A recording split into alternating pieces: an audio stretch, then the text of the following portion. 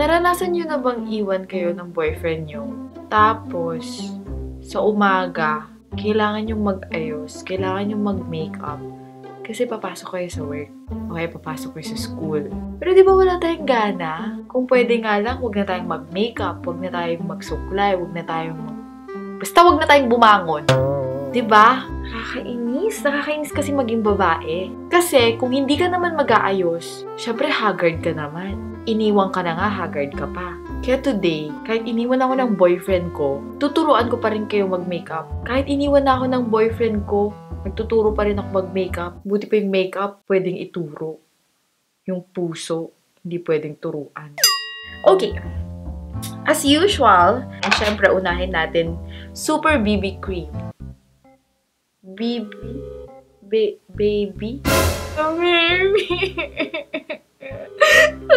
Unahin natin yung foundation. BB cream o kaya foundation. Pero ngayon, dahil BB cream, baby ko.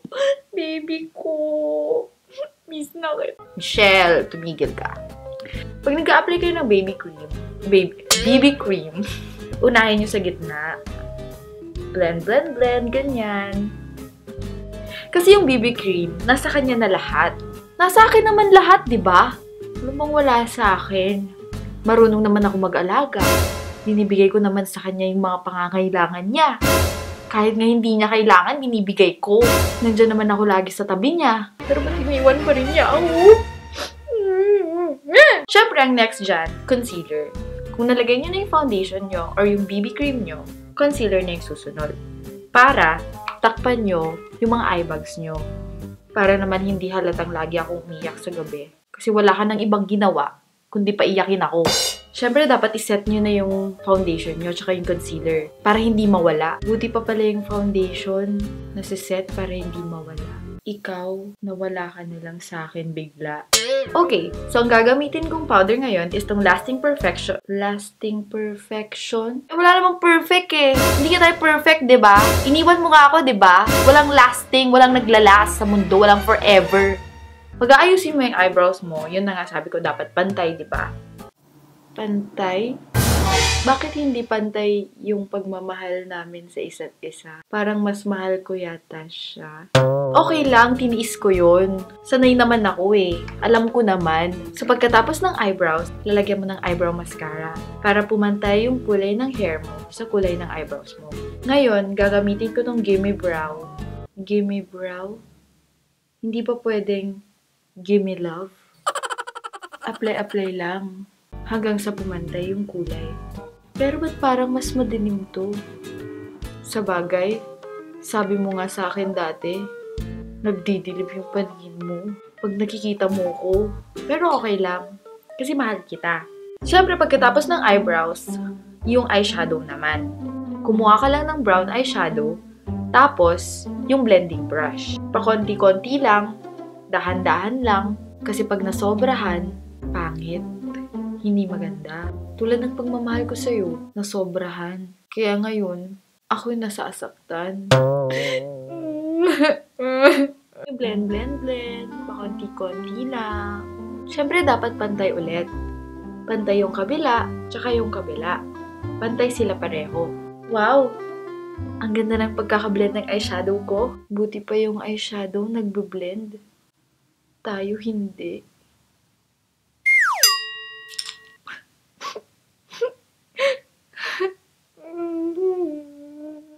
Hindi ako iiyak.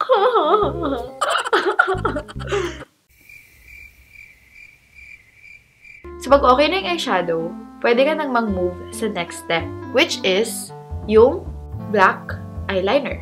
So, pag maglalagay ka ng liquid eyeliner, dapat tama lang yung kapal. Hindi pwedeng masyadong manipis, hindi rin pwedeng masyadong makapal. Dapat tama lang.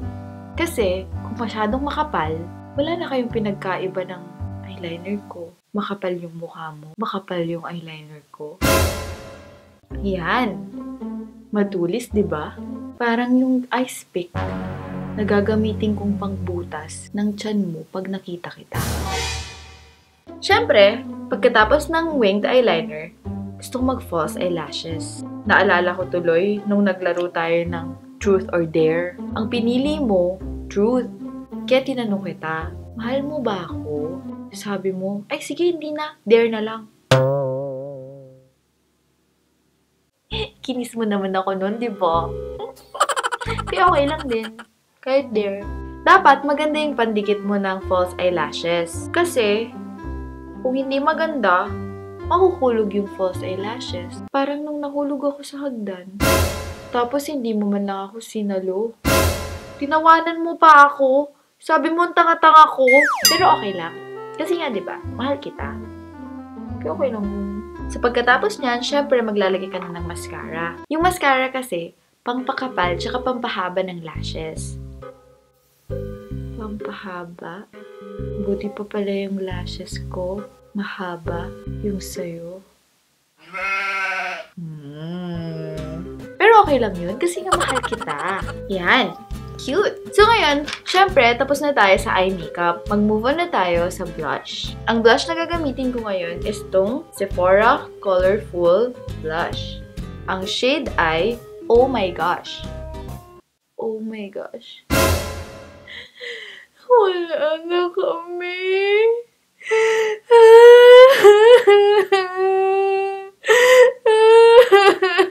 Ayan, o diba?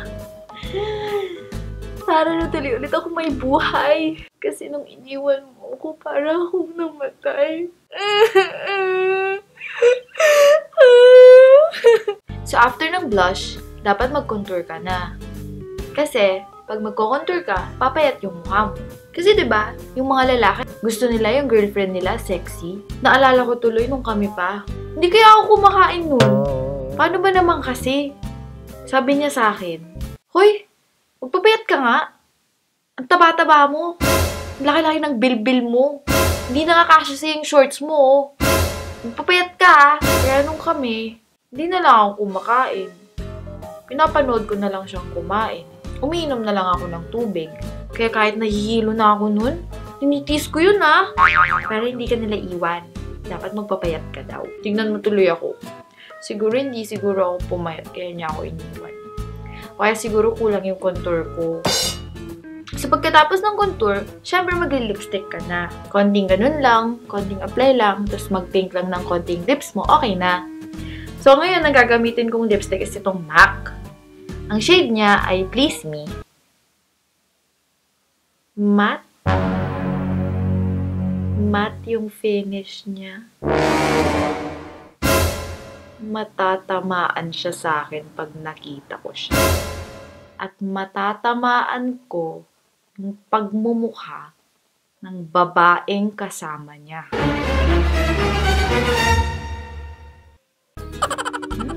Ang cute ng shade. Ang cute ng shade, diba? Pink lang. Uy, acting lang yung mga yung kanina. Hindi kami, wala akong pinagdadaanan ngayon.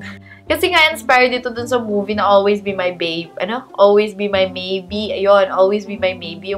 Yung parang yung parang nag-video si si RC, na parang sa YouTube, ganon. Ang dami nag-tag sa akin. Ang dami nagsabi na, it reminded me of you, mga ganon. Parang naalala daw nila dun sa scene na yon na very Michelle daw. So, okay, sabi ko, okay. To try ko nga gumawa ng video na hugot makeup tutorial, ganyan. So, ginawa ko to in Tagalog. Pasensya na. I'm sorry to my subscribers who doesn't understand Tagalog. Well, you wouldn't understand hugot anyway. So, mga Pinoy lang naman ang nagpapauso niyan talaga. Anyway, ayun. Thank you guys for watching. So, thumbs up if you like the video. Thumbs up kung natawa kayo. And thumbs up kung tingin nyo baliw-baliwan talaga ako. Baliw-baliw. Thank you guys for watching. And see you on my next baliw-baliwan video. Bye! Mwah!